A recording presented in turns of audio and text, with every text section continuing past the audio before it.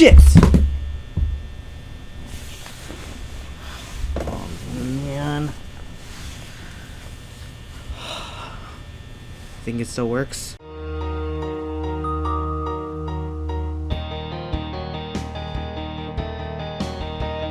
Five Nights at Freddy's, one of the biggest gaming franchises of recent years, has so much fan content. Let's plays, discussions, theories, yeah, even a plethora of fan games. In fact, go to your couch cushions, you'll probably find one. Yes! But none compared to the FNAF fan songs. Arguably the most popular piece of content attached to the franchise is the Living Tombstone's Five Nights at Freddy's 1 song. Because I swear every single time someone sings the first few notes, it's a coin flip, whether or not it's a true chord or a march, or yeah, it's Tails sing the EM track.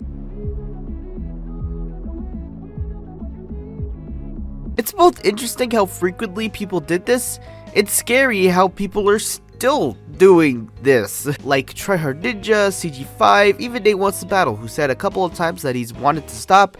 He usually digs into his couch cushions and finds another one. Yes! But to stop beating around the bush, there's one that comes to mind that still does this. Random encounters. I'm honestly quite surprised how much content they still make of this, even going double digits in certain episodes. That being said, I'm not covering all of it. Reviewing the entire scope, which it's pretty clear they're gonna do this until the heat death of the Fazverse, I'm gonna keep my review controlled and talk about the original complete series of their FNAF the Musical run. And for good reason, it's hella popular, even the compilation version, which if you've been around YouTube, compilation versions usually drop in viewership, and it's fondly remembered in my eyes. But, is it critically amazing? Well, let's find out. Spoilers for anybody who hasn't seen it yet. I will be going over everything, including the ending. If you really want to see it, down in the description below, it's like 32 minutes, so it won't take that long. But then, come back and then we can watch this video. Let's do it. AJ, I'm AJ. Are you here to kill me? No, I'm here for the morning shift. Morning shift? It's 6 a.m. I lived. Yep, you did. By the way, how are you getting so many hours? You're scheduled 4 more nights this week. What? It starts off with Markiplier, who is canonically Markiplier. Yeah, all the YouTubers basically have their identities. Just roll with it. Anyways, Mark works at Freddy Fazbear's Pizzeria. Not believing that the animatronics move, he goes in leisurely, when suddenly he sees the move. It freaks out. So we get Mark trying to defend from actually rather nice animatronics this time around. Wait, do you think I have to talk about the hidden lore of FNAF 1 to those who don't know? Here's Freddy. We're just gonna draw the heads and then we'll see how. Oh my gosh, why am I drawing all of this? I should just like do the dots again. Oh my god, look at that beautiful Freddy. Oh, he's so good. He's so good. Oh, but we can't do that though. We just gotta do dots. So there's our Freddy. Well, let's make the stage first. Then we got Chica. Chica's a little bright, but that's okay. And then Bonnie is like a indigo, right? He's definitely indigo. Look at that color. Yeah. But wait, where's Foxy? Well, he has to make Pirate Cove, so Pirate Cove is just this box right here. There's our Foxy. Okay. And then so they got children stuffed in them, so let's make some children. Dude, that one's a Rayman one. Let's go.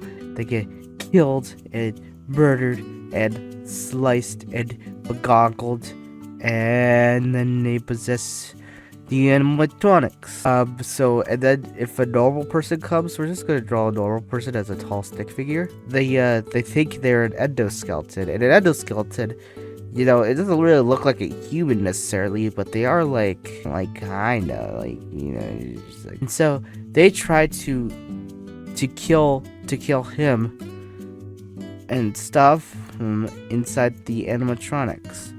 That's not good. That can't be good. But they also do have vengeance because there was a man behind the slaughter that killed them. Killer.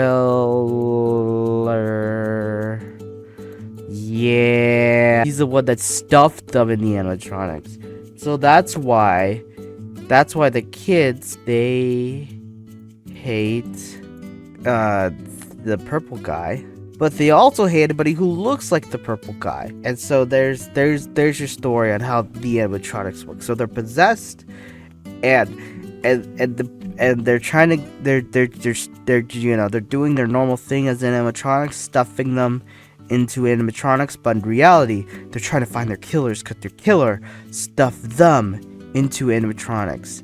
And that's Five Nights at Freddy's, guys. That is Five Nights at Freddy's. Okay, we're done with that. Let's move on. Mark then finished off the night with only harm being done to him, really.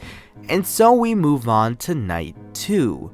Yeah, the first nights kind of have their own plot. Basically, Mark pulls out a gun in night 2 and then gets arrested for killing a janitor instead of an animatronic.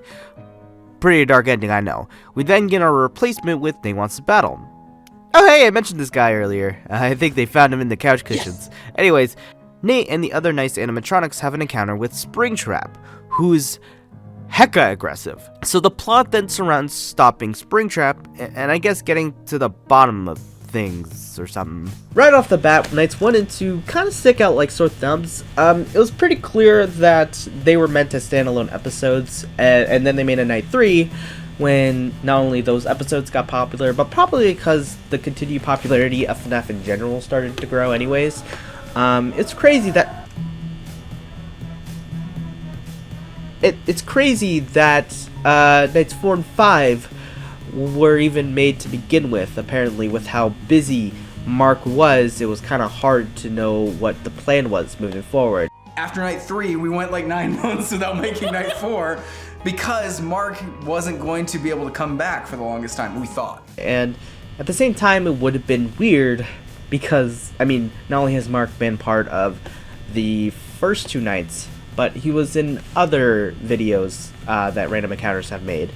And yeah, so that would have been really weird. But I think night 4, 5, and especially the compilation release with added scenes help with a lot of continuity, which is why I kind of recommend watching this video instead of watching all 5 nights separately. Not only does night 5 just end on a cliffhanger, only completed with that video, but it does fix some weird continuity issue with Mark leaving the car, dyeing his hair, and escaping to his house, tucked in bed on the same night Nate and Co need some help from him. So that's cool. In general, however, I like the story. I do think they only really evolved the plot once they realized they have to strike while the iron's hot in popularity. Hence the weird plot shift involving a major villain and even making AJ, aka Purple Guy, a fake out one, while also shoehorning in Springtrap pretty much out of nowhere. It feels just a bit contrived. Ain't the smoothest transition ever, but hey, at least they kept it contained with who was introduced and, you know, not Springtrapping all over the place. It's also weird to say that the ending both ends abruptly and feels rather stretched out. Like, it's 10 minutes of establishing the twist villain that is Phone Guy, aka MatPat, only to let Springtrap kill him and, well, there's our ending. It's actually pretty funny how contained and closed off everything is. It tells a complete ending without ever really hinting at more to come. I mean, they did kinda with Phone Guy actually living, but it's not as blatant as a Marvel movie. It's pretty easy to assume that the Phone Guy just stayed in prison, happily ever after. Other than that, which, okay, I know I've been talking your ear off about the story and all that, it's okay, you know, it's nothing to... It's nothing too crazy, but also nothing too boring, and, you know, it's just a fun story, you know, that has a few leaps of logic. And if you do care about those leaps of logic, you're kind of a snob. But I will say the same thing goes for the characters. Nothing crazy about them that I found very interesting. They're fun, but really analyzing them, they're just kind of there to move the plot and say a funny line here and there. The animatronics may as well be one character, you know, while all of them may have tiny quirks about them, I really can't say I have a favorite. Mark and Nate have their moments here and there, and I can give distinctions about them, you know, where Mark is crazy and aggressive, Nate is snarky while also having his heart in the right place. They're not too intricate of characters. Even the baddies are like this. Springtrap is basically an object, I can't even get a read on AJ, and despite the acting, Phone Guy is such a cookie cutter villain. But speaking of acting, I think that's where the phone guy shines. Both David King as the original voice and MatPat, when he takes his mask off, did a tremendous amount of fun acting to really intrigue you at the end. Cause by itself, the ending is 10 minutes of exposition and the phone guy basically being evil out of nowhere. That goes double for the acting on the puppets, who are surprisingly not annoying despite what the voices may seem. I will say the other human actors have some moments of hokey or cheesy acting with not the same charisma as, well, MatPat, but I think for how the presentation is, it is rather justified. A lot of the set is very clearly homemade, or obvious props in paper mache, or even clear green screen, but since they aimed for that, it's actually rather charming. It's the charm of random encounters in general, but I think they did a fantastic job, despite it basically being a singular room and a bunch of green screening. Add on night 4 with the house and the additional shots from the complete series video, and yeah, you get a completely believable setting with such simple visuals. A fun thing they also do is with the referencing. While obviously not one-to-one, I mean, hello, those are puppets, they have enough references from the original designs while also taking a bunch of creative liberties to really sell their angle of FNAF. I really like their Balloon Boy too, and their puppet. And Spring Trap, well, he's just a green buddy hand puppet, so. I also love the interesting choices of actual references. See, Night 1 was made a good amount after a couple of the games already came out, so we get, you know, FNAF 1 obviously with as the location, but we also get you know, FNAF 2 with the music box and the puppet, and FNAF 3 with the ventilation system. Yeah, so I think that's pretty cool. And then in Night 4 we actually get FNAF 4, kind of basically as, you know, I think it's pretty much FNAF 4. Otherwise it'd be kind of weird. It's just, yeah, pretty much FNAF 4. Other than that, it's pretty much all just plain old FNAF things, you know. I just thought it would be fun to mention. And while not really taking center stage except for the ending, I really gotta mention in there that the special effects are really good, you know. They're actually pretty good, and I like it. So yeah. Ah, but you've been waiting for me to mention the music, haven't you? I mean, it is a musical. What do I think about it? Well, I will say, first off, all the background stuff, pretty good. That main theme they use, where it's dark enough but not intensely dark, is perfect for this series.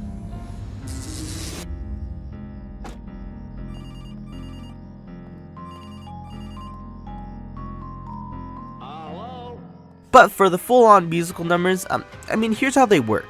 Each night has a musical number with the extended cut, not adding any, which sucks, but hey, we did get an extended Baby I Love You, which is also a nice non-musical number song I liked. The merits of the musical numbers, however, are pretty hit or miss. Not crazy miss, I will say, but also not crazy hit either.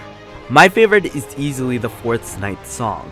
Love the duet between Mark and Nate, and actually pulling out their strengths and singing pretty well. The other songs are fun, they're just kinda not music I listen to on their own. The first is a bit cutesy, the second is too sinister, the third is kinda nothing, and the fifth is way too short. Again, nothing offensive against the ears, but still kind of, you know, whatever. And so what really carries FNAF the musical for me is the charm and the cheesiness. You kind of have to lean in on all of the hokey acting and cheapness to it all to kind of really enjoy the whole package, because objectively it's shoddy, but that's kind of the point. Random Encounters aims for that crafty and cutesy look, and with that in mind, it's honest. FNAF the musical is honestly stronger than the sum of its parts, you know? Cutesy, cheesy, and charming in the best way possible. I also got my thing working. 0%.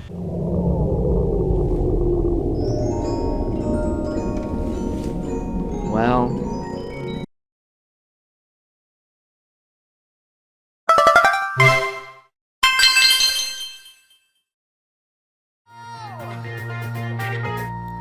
baby, I love you. Oh, baby, I love you. You're so fine, baby, I love you. Baby, I love you. I love you 'cause you're mine, all mine.